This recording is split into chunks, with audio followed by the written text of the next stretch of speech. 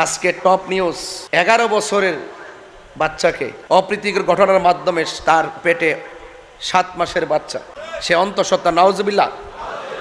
এই যে এত বড় জঘন্য কাজ করছে, জুতা দিয়া বাইরে ফাটাই যাওয়ার দরকার। এই সমস্ত বেঙ্গার সাতার মতো মাদ্রাসা দিয়া, মহিলা মাদ্রাসা যেখান থেকে রাবিয়া বসরি বের হওয়া দরকার, সেখানে মোল্লা নামের মোল্লা দর্শক সেজে নারীর ইজ্জত লুণ্ঠন করা শুরু করে দিয়েছে।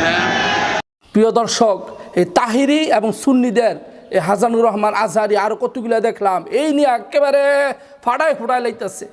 কারণটা কি জানেন? আসল কারণটা কি? আসল কারণটা তাহিরি নিজেই কইতেছে, আপনারা একটু শোনেন। অনেকে বলে আল্লাহর যে মাজারে গান হয়, শরীয়ত বিরোধী কাজ হয়, এই জন্য আমরা যাই এটা ভাঙতাম। মাজার ভাঙ্গে এমুকে খারাপ, অমুকে খারাপ, এখানে গান হয়, এখানে অসামাজিক কাজ হয়, মাজার ভাঙতে যায়।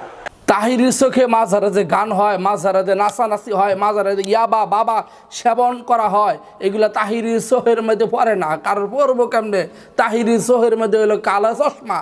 কালো চশমা বাদ দেন, সাদা চশমা পরেন। একটু দেখেন বাংলাদেশের 2-1টা মাজার ব্যতীত অধিকাংশ মাজারে মদ, গাঞ্জা, ইয়াবা এই ধরনের অবাধে তারা এগুলো সেবন করে, অবাধে সেখানে ইসলাম বিরোধী কার্যকলাপ হয়। আপনি এগুলো দেখেন না। আমরা বারবার বলছি, যদি কোনো মাজারে অসামাজিক কাজ হয়, আমরা ওই অসামাজিক কাজকে প্রতিরোধ করব। আল্লাহর ওলির মাজারে আক্রমণ করা যাবে না। এখন তোমাদের মাদ্রাসায় যেরকম অপ্রীতিকর ঘটনা হয়, একের পর এক যে অসামাজিক কাজগুলো হচ্ছে, এখন তোমরা কি মাদ্রাসা ভাঙতে পারো না? প্রিয় দর্শক, চাচাই কি মাজারের থেকে কিছু ডাইল ডুল খাইয়েছি কিনা? কি উল্টাপাল্টা কথা কইতেছে। একটু আগে চাচাই কি কইল যে আমাদের মাজারে যদি কোথাও অসামাজিক কার্যকলাপ হয়, তাহলে আমরা সেই কার্যকলাপকে প্রতিহত করব, মাজার ভাঙ্গা যাইব না। আবার একটু পরেই কয় তোমাদের যেই মাদ্রাসার মধ্যে আকাম ওকাম হয়, ওই হুজুররা তোমরা এই মাদ্রাসাগুলো ভাঙ্গো না কেন? মিয়া, মাদ্রাসা ভাঙবো কেন?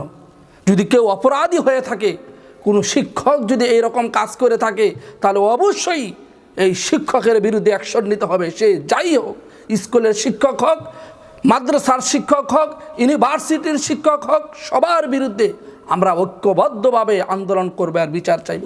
কিন্তু আমরা মাদ্রাসা ভাঙবো কেন? ও মগা, তুমি কি মগা? শোনো, নাকের মধ্যে যদি মশা পড়ে, তাহলে মশাকে মারতে হয়, নাক কেটে ফেলে দাও, বুদ্ধিমানের কাজ না হয়। তোমার এতটুকু জ্ঞান নাই? তুমি মাদ্রাসা বন্ধ করার কথা কেন বলো?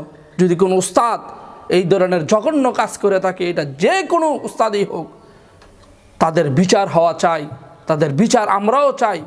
কিন্তু একটা ইস্যুকে ধরে তোমার শরীরে ঝাল মিঠাইলা। প্রিয় দর্শক, এই ধরনের বন্ডদের থেকে আল্লাহ পাক যেন আমাদেরকে হেফাজত করেন।